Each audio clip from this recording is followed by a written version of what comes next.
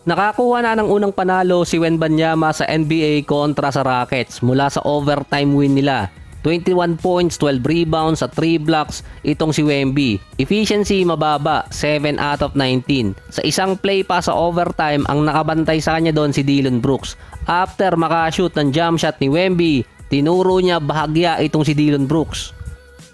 Meron kasing backstory yung ginawa na yon ni Wembanyama kay Dillon Brooks. Lumalabas na mas okay si Wemby na hindi siya nakuha ng Rockets sa lottery.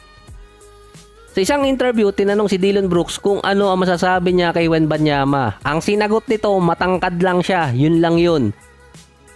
Yung komento na yun ay sinabi niya bago maglaban yung Houston at San Antonio. Nakalaro na rin kasi noon si Wembanyama na hindi nga maganda yung debut game niya. Binalikan ng mga fans yung sinabi ni Brooks tungkol dito kay Wemby at sinabing kahit kailan wag na siya magsasalita. Dahil nga sa isang play, parang ginawa lang bata ni Wembanyama itong si Dillon Brooks. Ang San Antonio din ang may pinakamarami ulit na opening game attendance since 2018 dahil dito kay Wembanyama. Sa average wise, maganda yung game ni Wembanyama. Marami din siyang highlights doon na ginawa. Last season, kung maalala nyo, lalo sa playoffs, kung ano-ano ang sinabi ni Brooks kay LeBron, kaya nabalikan siya sa postseason. Ngayon, may sinabi naman si Brooks kay Wemby na nabalikan ulit siya. Unang double-double ni Wemby at unang panalo din. Nakuha niya kay Dillon Brooks at sa Rockets.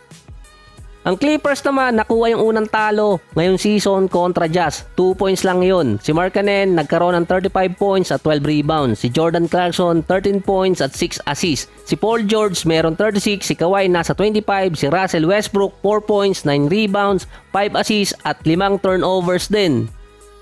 At unang pagkakataon, sinisi ng mga fans itong si Westbrook dahil sa last play dapat maitatabla yung game or makakalamang doon ng Clippers. Tumira ng 3-point shot si Kawhi, sumablay. Nakuha ni Westbrook ang bola via rebound at halos nasa 2 seconds na lang din yun. Isang turnaround jump shot ang ginawa ni Westbrook, tapos nga lang.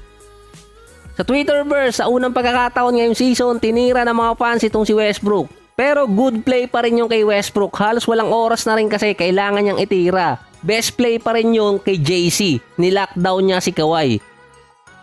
Yung reaction kasi ni Kawhi nung tinira ni Westbrook, napahampas na lang siya sa sahig. Siyempre, hindi nakaligtas si Westbrook sa mga fans kaya di umano napahampas si Kawhi dahil alam niya na ang resultang sasablay yung tira ni Westbrook. So marami magagalit dito pero good shot yun, bad result.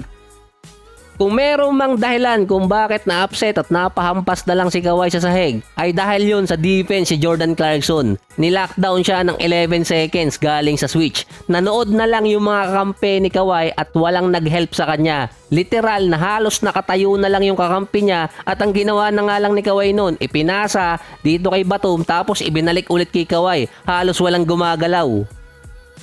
Sabi nga doon ni Clarkson sa interview, ilang beses siyang pinakagat sa iba-ibang move nitong si Kawhi pero nagstay down pa rin siya at hindi talaga kumagat sa mga fakes. Sabi nga doon, hindi ganong kakilala si JC sa defense pero napigilan niya si Kawhi na matagal yung sequence na yon, halos 11 seconds. Hindi siya maipagpag ni Kawhi kaya kumuha siya ng mahirap na tira.